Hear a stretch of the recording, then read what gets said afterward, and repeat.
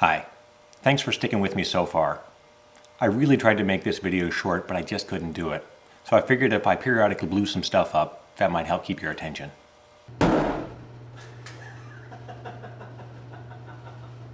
The author Douglas Adams noted that the most dangerous assumptions are the ones you don't know you have.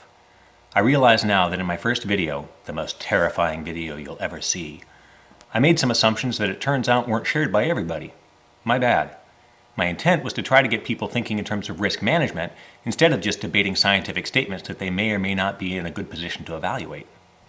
It seems we have to talk about rows after all. As one commenter put it, you seem to have retreated from your initial claim that you have an argument that avoids the argument. Now you just have an argument. So here's my goal for the next couple minutes. I hope to convince you that it's in your interest to do everything you can to increase public demand for significant policy action on climate change. If I can't convince you of that, I have sort of a fallback plan, kind of a consolation prize. One of the big problems here is, if you're not a climatologist yourself, how are you supposed to sift through all the contradictory statements made by different experts? Robert Lindzen versus the rest of the Intergovernmental Panel on Climate Change, or IPCC, the Oregon Petition versus the World Scientists' Warning to Humanity, the Leipzig Declaration. I mean, how are you supposed to decide what to believe and what not to believe?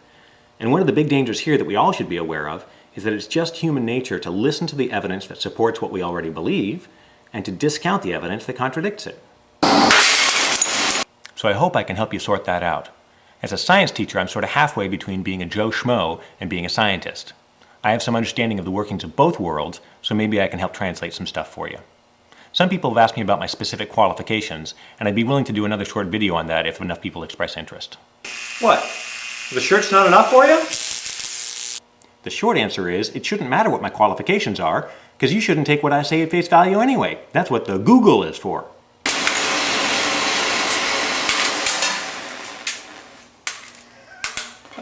As we, the Joe Schmoes of the world, try to decide what to do with the different things that scientists are telling us, one of the problems we run into is this. We tend to think of science as being the most precise and certain of all human endeavors, so we expect it to give us the correct answer. But the surprising irony is, science is never certain. In fact, uncertainty is inherent in all science. I'd be happy to explore that further in yet another video, but the upshot is pretty much this. Science is based on measurements, and every time a scientist makes a measurement, they acknowledge that neither they nor their equipment is perfect, and so they make an estimate as to how large the error, or uncertainty, might be.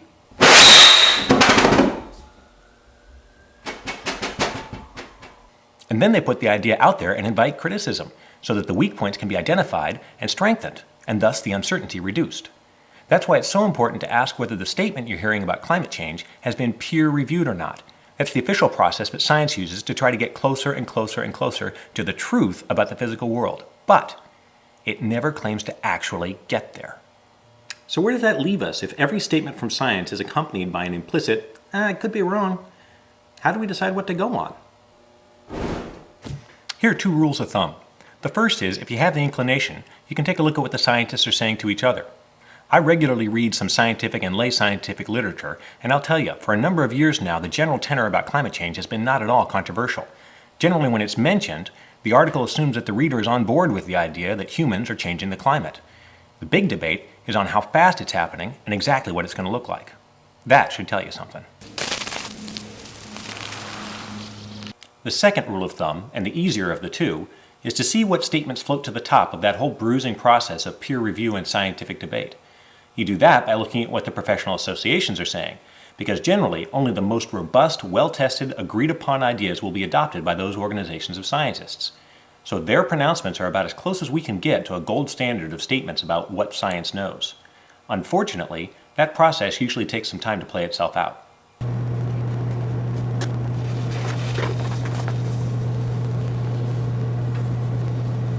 Fortunately, on the subject of human-caused climate change, that process has largely already happened. In fact, in just the last couple years, two of the world's most respected scientific bodies, the U.S. National Academy of Sciences, NAS, and the American Association for the Advancement of Science, AAAS, have both come out with strongly worded statements saying essentially the same thing. 1, the climate is changing. 2, humans are primarily the ones driving it. 3, it's going to be bad. And 4, we should do something about it quick. I shared this in a previous video, but it's worth repeating here. The AAAS statement said, "The scientific evidence is clear.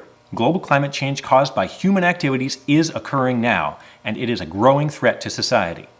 It also pointed out that the longer we wait to tackle climate change, the harder and more expensive the task will be. You catch that? More expensive. The NAS statement said, "The scientific understanding of climate change is now sufficiently clear to justify nations taking prompt action," and calls on world leaders to acknowledge that the threat of climate change is clear and increasing. This isn't a bunch of hippies. This is as close as you get to the science establishment, capital letters. These are the nerdiest people on the planet. Why are we still talking about this?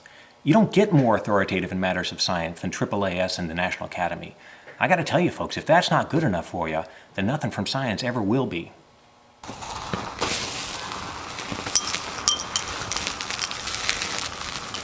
Sometimes you hear there's no scientific consensus among scientists on global warming. Well, newsflash, there's no scientific consensus about anything. You will always have scientists that disagree, and you know why? Because science is uncertain. Pick the most well-known, well-established scientific law you can think of. Law of gravity, right? Guess what? There's no consensus on it. We got a satellite up there right now called Gravity Probe B, testing to see if we can disprove our current understanding of gravity. If you're waiting for there to be no dissent at all, you'll wait forever, no matter what the scientific issue. Science is never certain. So why listen to it at all? Because it's the best we've got. And the best science we've got, articulated by the most well-respected organizations on the planet, is that the globe is warming, we're the ones doing it, it's going to be bad, and we better do something about it quick. If you'd like to argue any of these points, feel free. But you better come loaded for bear, because you'll be going up against two of the premier scientific organizations in the world. You'll want to bring along some extraordinary evidence, and not just a couple of ideas that sound good, like Mars is warming too, or CO2 lags behind temperature in the ice core record.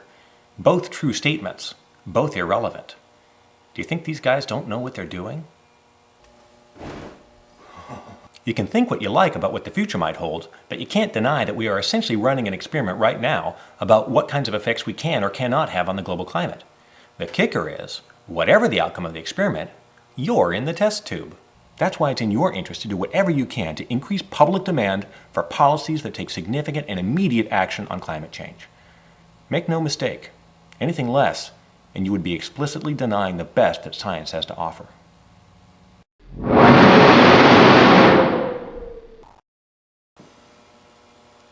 I see you remain unconvinced. You're a tough nut to crack, but how about this? Imagine you're back in World War II, and the new possibility of an atomic weapon was public knowledge instead of top secret. Would you have insisted on understanding the finer points of atomic physics yourself before agreeing to the funding for the Manhattan Project? Would you have been against action until every single scientist interviewed by the media said such a weapon was a possibility? No. You would have agreed that just the potential that Germany possessed a superweapon was a great enough threat to justify putting our best and brightest on the job, to have them work with the greatest urgency towards an end that no one was certain they could even achieve.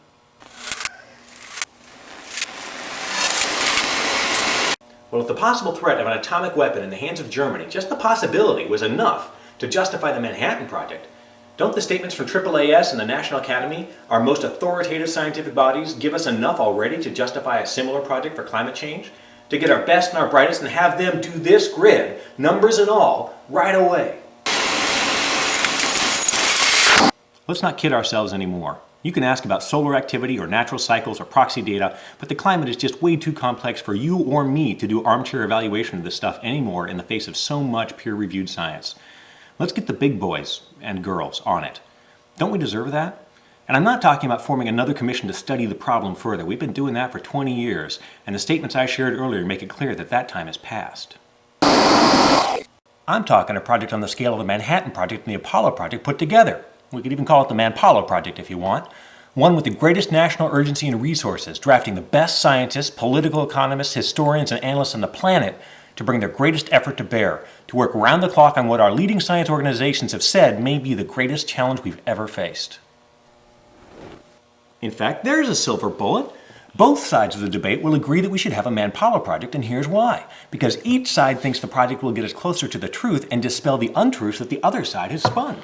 So we all want this, because everyone thinks they're right and would love further ammunition to prove the other side wrong.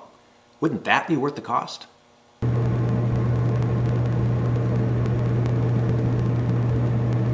Because a Manhattan Project is not going to cause a global depression. An Apollo project is not going to bankrupt the US or lead to government control of your life. So really, what's to lose? If we have a Manpollo project and it finds that human-caused climate change turned out to be bunk, then hey, okay, we diverted some government jobs from one sector to another. Isn't reducing the uncertainty about all this worth at least that cost? Let's get to it.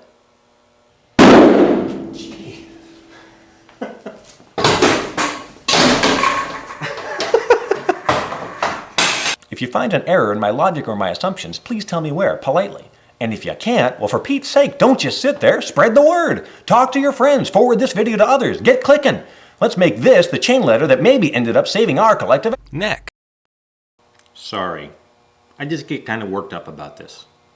Anyway, that's my understanding of things. But I could be wrong. How about you?